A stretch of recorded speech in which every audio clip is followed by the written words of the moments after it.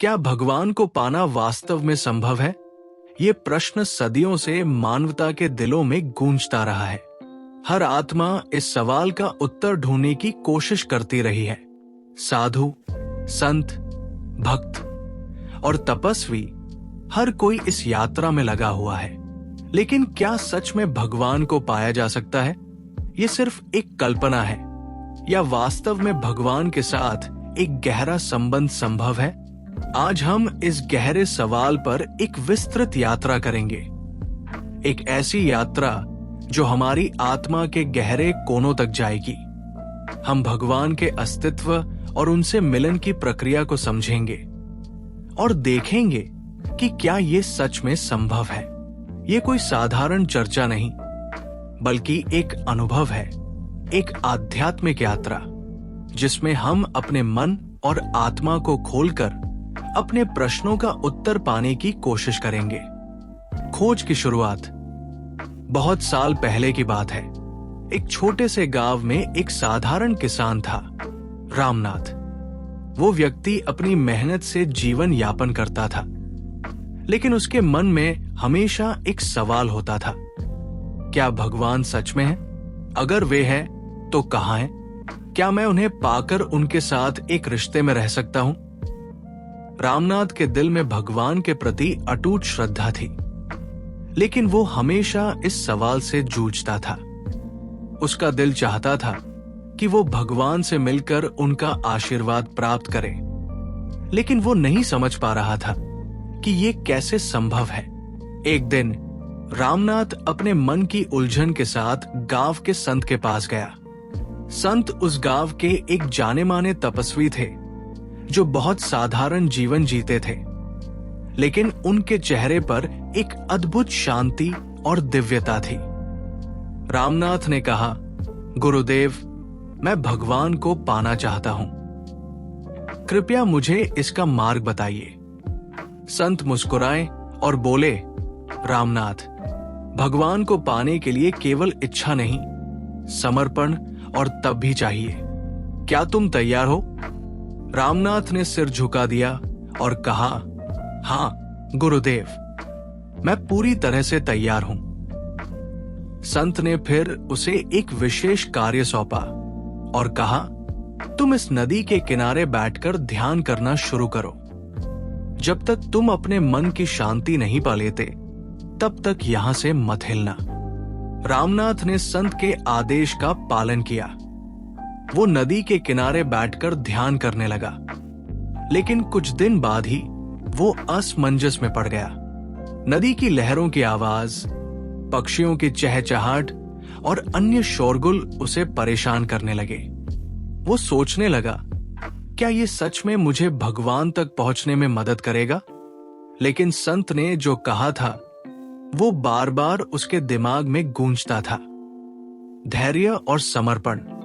भगवान को पाना कठिन नहीं है, बस हमें अपनी इच्छाओं और अवरोधों से पार पाना होता है। पहली परीक्षा, धैर्य। कई दिन बीत गए, लेकिन रामनाथ का मन शांत नहीं हुआ। हर दिन वो नदी के किनारे ध्यान करता, लेकिन कोई विशेष अनुभव नहीं होता। वो थकने लगा था और उसके मन में सवाल उठने लगे, क्या ये सब व्यर्थ है? उसने खुद से पूछा। लेकिन धीरे धीरे जैसे जैसे दिन बीतते गए, उसका मन और शरीर शांत होने लगे। धीरे धीरे उसे एक अजीब सी शांति का एहसास होने लगा।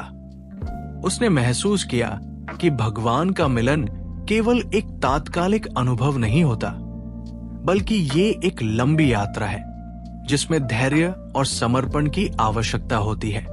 एक दिन रामनाथ को आभास हुआ कि भगवान का मिलन कहीं बाहर नहीं है, बल्कि वो हमारे भीतर है। ये शांति और संतुलन एक संकेत था कि वो सही मार्ग पर है। वो नदी के किनारे बैठा और मन ही मन कहा, मैं तुम्हें पाना चाहता हूं भगवान, मैं तुमसे मिलने के लिए पूरी तरह से समर्पित हूं। दूसरी परीक्षा, अहंकार का अंत। एक दिन एक वृद्ध साधु नदी के किनारे आए। उनकी आंखों में गहरी समझ और एक आंतरिक शांति थी। साधु ने रामनाथ से पूछा, क्या तुम सच में भगवान को पाना चाहते हो? रामनाथ ने उत्तर दिया, हाँ महाराज, मैं इसके लिए सब कुछ त्यागने को तैयार हूं। साधु मुस्कुराए और बोले, तो पहले अपने अहंकार को छोड़ो। रामनाथ चौंक गया। अहंकार? मुझमें कौन सा अहंकार? साधु ने कहा, तुम्हें लगता है कि तुम भगवान की खोज कर रहे हो, लेकिन सच्चाई यह है कि भगवान तुम्हें खोज रहे हैं। जब तक तुम ये सोचते रहोगे कि तुम खोज रहे हो, तब तक भगवान तुमसे दूर रहेंगे। रामनाथ ने यह सुनकर अपनी आंखों में आंसू महसूस किए।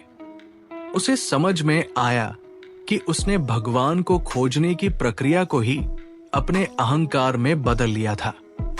वो रो पड़ा, क्योंकि उसे पहली बार ये एहसास हुआ कि भगवान के पास पहुंचने के लिए अहंकार और दंभ को त्यागना बहुत जरूरी है। आत्मसमर्पण। इसके बाद रामनाथ ने एक नई राह पर चलने का संकल्प लिया। उसने किसी भी प्रकार की अपेक्षाएं और इच्छाएं छोड़ दी। वो अब भगवान के प्रति भक्ति के साथ हर काम करता। उसकी खेती, उसका परिवार, उसका हर काम, सभी भगवान की पूजा बन गए थे। रामनाथ अब न केवल खुद के लिए, बल्कि सभी प्राणियों के लिए भगवान की भक्ति करने लगा।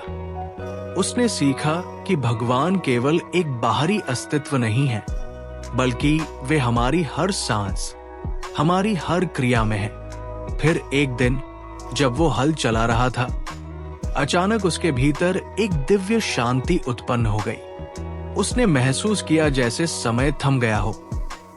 ये अनुभव उसकी आंखों से आंसू बहा रहा था, क्योंकि अब वो समझ चुका था कि भगवान कहीं बाहर नहीं है, वे उसके भीतर ही हैं। तो क्या भगवान को पाना संभव है?